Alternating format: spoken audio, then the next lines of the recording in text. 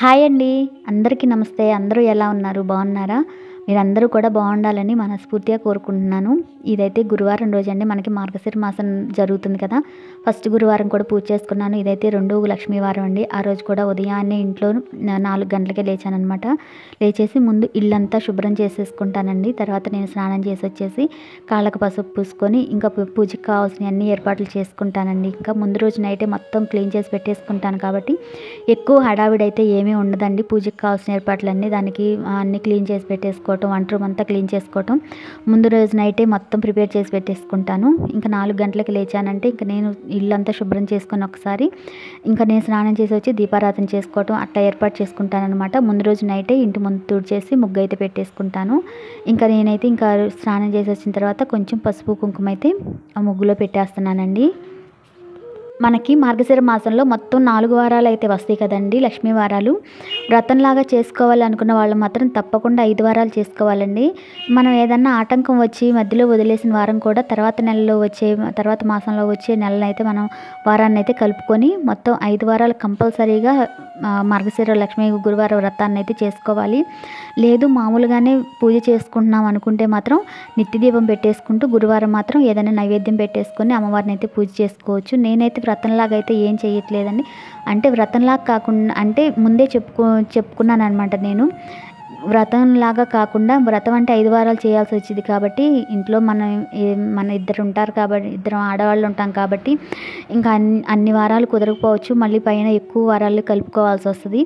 మళ్ళీ పిల్లలు పండగలు, మా అబ్బాయి వస్తాడు పండగకి, నా ఇంట్లో నాన్ వెజ్ వండాల్సి వస్తుంది. ఇలా ముందుగానే ఆలోచించుకొని ముందుగానే అనుకున్నాను అనమాట. మార్గశిర మాసం మొత్తం ఎన్ని వారాలు కుదిరితే అన్ని వారాలు చేసుకుంటానమ్మా అని అయితే ముందుగానే చెప్పుకొని పూజ అయితే స్టార్ట్ చేసుకున్నానండి. ఇంకా నేనైతే సపరేట్గా పూజ అయితే చేసుకుంటాను, నైవేద్యం పెట్టుకుంటాను, వ్రతకథ చదువుకుంటాను. ఇంకా వ్రతం చేసుకున్నట్టే చేసుకుంటానండి. కాకపోతే ఎన్ని వారాలు కుదిరితే అన్ని వారాలు చేసుకుందామని అయితే ముందు నుంచే ప్రిపేర్ అయిపోయి ఉన్నానమాట. ఇంకా ముందుగా అయితే ఇంకా బయటంతా ముగ్గులు పసుపు కుంకుమ అన్నీ అలంకరించేసుకొని ఇంక ఇంట్లోకి వచ్చేసి కొంచెం అమ్మవారికి అయితే పాయసం అయితే పొయ్యి మీద పెట్టేశానండి. పాల పాయసం అమ్మవారికి చేసి అమ్మవారికి నైవేద్యం పెడదామని ముందు నైవేద్యం అయితే ప్రిపేర్ పొయ్యి మీద పెట్టేశాను. ఇంకా తర్వాత నిత్యదీపం అయితే ఇంట్లో పెట్టేసుకుంటున్నానండి. ముందు నిత్యదీపం పెట్టేసుకున్న తర్వాత మళ్ళీ గడప దగ్గర కూడా పూజ చేసుకొని, తులసం దగ్గర కూడా పూజ చేసుకొని అప్పుడు ఇంట్లో అమ్మవారికి అయితే పూజ చేసుకుంటాను. ముందు నిత్య దీపం పెట్టుకున్న తర్వాత ఇంట్లో దీపం పెట్టుకున్న తర్వాతే బయట దీపం పెట్టాలంటారండి. ఇంకా నేనైతే అదే ఫాలో అవుతాను. కొంతమంది బయట పెట్టేసి తర్వాత ఇంట్లో పెట్టుకుంటారు. ఇంకా నేనైతే ఈ ముందు ఇంట్లో పెట్టిన తర్వాతే బయట పెట్టుకుంటాను అనమాట. నిత్య దీపం వెలిగిందంటే ఇంకా తర్వాత మనకి ఎక్కడ పెట్టుకున్న దీపం లెక్క ఉండదు కాబట్టి ముందు ఇంట్లో దీపం వెలిగించేసుకున్నాను. తర్వాత గడప దగ్గర అయితే సింపుల్గా పూజ చేసుకున్నానండి. రాగి చెంబుతో నీళ్లు పెట్టుకున్నాను. ముందు రోజే మొత్తం ఈ గడప కూడా మొత్తం క్లీన్ చేసేసుకొని పసుపు కుంకాలు అలంకరించేసుకొని పెట్టేసుకున్నాను. మనం శ్రావణ మాసంలో అమ్మవారిని శుక్రవారాలు ఎలా అయితే నిష్టగా నియమంగా అమ్మవారిని అయితే పూజించుకుంటామో, ఈ మార్గశిర మాసంలో కూడా లక్ష్మీ వారాలు అంటే గురువారాల్లో కూడా అమ్మవారిని అలాగే పూజ చేసుకున్నామంటే చాలా మంచిది. ఇంకా మనకి ఎన్ని వారాలు కుదిరితే అన్ని వారాలు తప్పకుండా చేసుకోండి. వ్రతంలా కుదరకపోతే విడిగా అయినా అమ్మవారిని ప్రత్యేకంగా ఏదో ఒక నైవేద్యం చేసి పెట్టేసుకొని అమ్మవారిని అయితే నేను చేసుకున్న విధంగా అయితే పూజ అయితే చేసుకోండి. ఇంకా ఆ రోజు గడప దగ్గర కూడా దీపం వెలిగించేసుకొని ఇల్లంతా కొంచెం ధూపం చూపించేసి తులసం దగ్గర కూడా దీపం పెట్టేసుకున్నాను. ఇంక ఇలా అయితే బయటంతా పూజ అంతా కంప్లీట్ అయిపోయిన తర్వాత ఈ పూజ అంతా కంప్లీట్ అయిపోయేలోపు నాకు ఇంట్లో నైవేద్యం కూడా రెడీ అయిపోయిందండి. ఇంక తర్వాత అమ్మవారికి అయితే ప్రత్యేకంగా పీట వేసుకొని పూజనైతే చేసుకుంటున్నాను.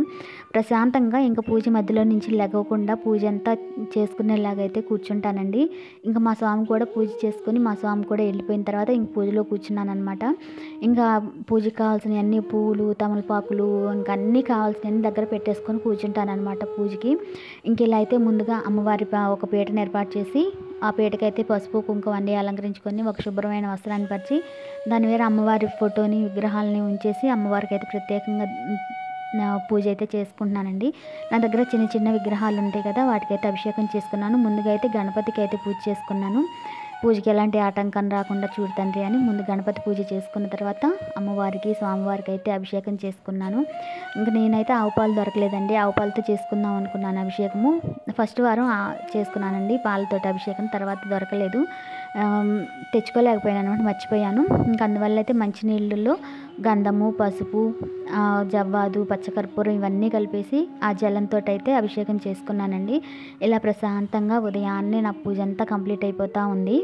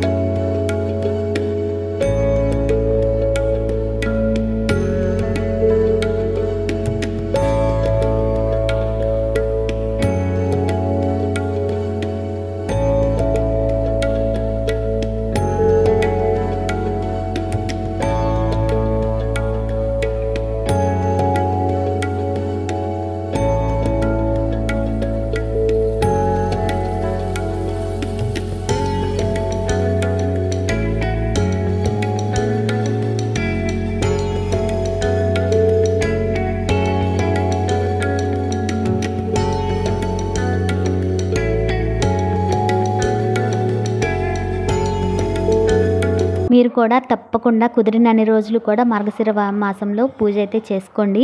ఇంకా ఆ రోజు పూజలు అయితే నేను నా దగ్గర అయితే ధనలక్ష్మి కుంచెం ఉంటుంది. ఆ ధనలక్ష్మి కుంచాన్ని శుభ్రం చేసుకొని మళ్ళీ అన్నీ నింపేసి దాన్ని పూజలో పెట్టుకున్నాను. తర్వాత పూజా మందిరంలో కానీ బీరువాలో కానీ పెట్టుకోవచ్చు. నేనైతే దానిలో బియ్యము, పసుపు, కుంకుమ, బియ్యము, ఒక వెండి పువ్వు, లక్ష్మీ గవ్వ, గోమతి చక్రము అలాంటివన్నీ, గురువింద గింజలు ఇలాంటివన్నీ వేసి పెట్టేసుకుంటానండి.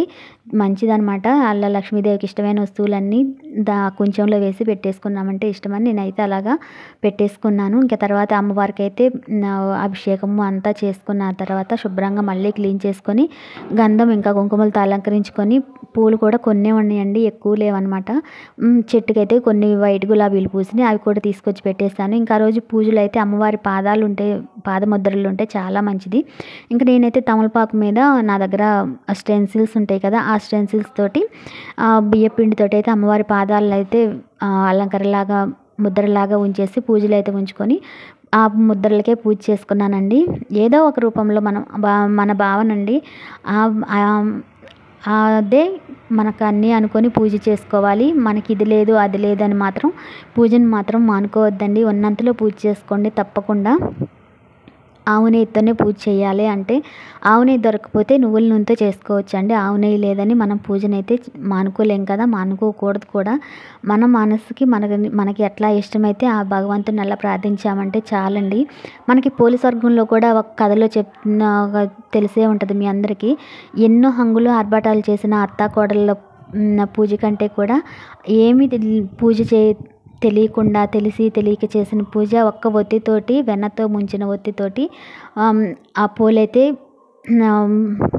స్వర్గానికి వెళ్తుంది. ఇంకా ఆ పూజే మనకి నిదర్శనం అండి. మనకి హంగులు ఆర్భాటాలు ఇవన్నీ ఆలోచించకుండా ప్రశాంతంగా పూజ చేసుకోవాలి. ఇంకా నేను కూడా పూలు తక్కువ ఉన్నాయండి. ఇంకా అక్షంతలతోటి అయితే అమ్మవారికి అయితే అష్టోత్తరం చేసుకున్నాను. స్వామివారికి కూడా అక్షంతలతోటి అష్టోత్తరం చేసుకొని ప్రశాంతంగా పూజ అయితే పొద్దున్నే కంప్లీట్ చేసుకున్నాను.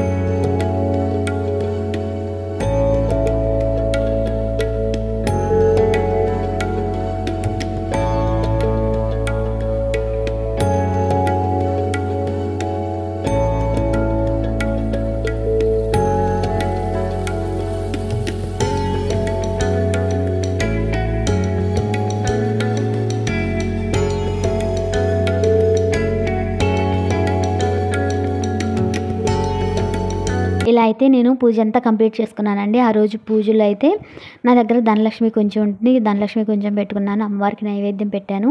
ఉసిరి దీపాలు పెట్టుకున్నానండి. యాపిల్స్ ఉంటే యాపిల్స్ కూడా నైవేద్యం పెట్టాను. ఇలా ఉన్న దాంట్లోనే ప్రశాంతంగా పూజ అయితే చేసుకుంటాను. అది లేదు ఇది లేదని మాత్రం పూజ అయితే మానుకోనండి. ఇంక ఇలా అయితే నా గురువారం పూజ అయితే ఇలా జరిగిపోయింది. చెప్పాను కదా, వ్రతం కాదండి, మామూలు పూజలాగే.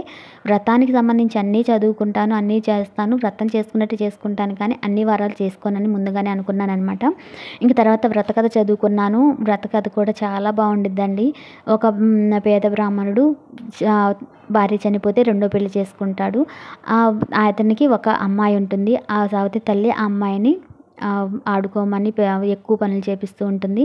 ఆడుకోమని పిల్లోడిని ఆడిస్తూ ఉండమని ఒక బెల్లం ముక్కిస్తే ఆ అమ్మాయి అయితే ఒక అమ్మవారిని ప్రతిమనైతే మట్టితో చేసి ఆ ప్రతిమకైతే పూజ చేసుకుంటూ ఉండేది. ఆ అమ్మాయికి యుక్త వయసు వచ్చిన తర్వాత వివాహం చేసి పంపిస్తారు. ఆ వివాహం చేసుకుని వెళ్ళేటప్పుడు అమ్మాయి ఆ లక్ష్మీదేవి ప్రతిమను కూడా తీసుకెళ్ళిపోతుంది. ఇంక అందరితో ఆ ఇంటి లక్ష్మీదేవి కూడా వెళ్ళిపోతుంది. ఆ ఇంట్లో కూడా దారిద్ర్యం అనుభవిస్తూ ఉంటారు. ఇంకా ఆ అమ్మాయికి ఆ విషయం తెలిసి వాళ్ళమ్మ చేత వాళ్ళ తమ్ముడికి 2-3 సార్లు నాణ్యాలు డబ్బులు ఇచ్చి పంపిస్తే అవి పోగొట్టుకుంటాడు. ఇంకా అది తెలిసిన ఆ అమ్మాయి వాళ్ళమ్మ చేత అయితే మార్గశిర గురువార వ్రతాన్ని అయితే చేపిస్తుందండి.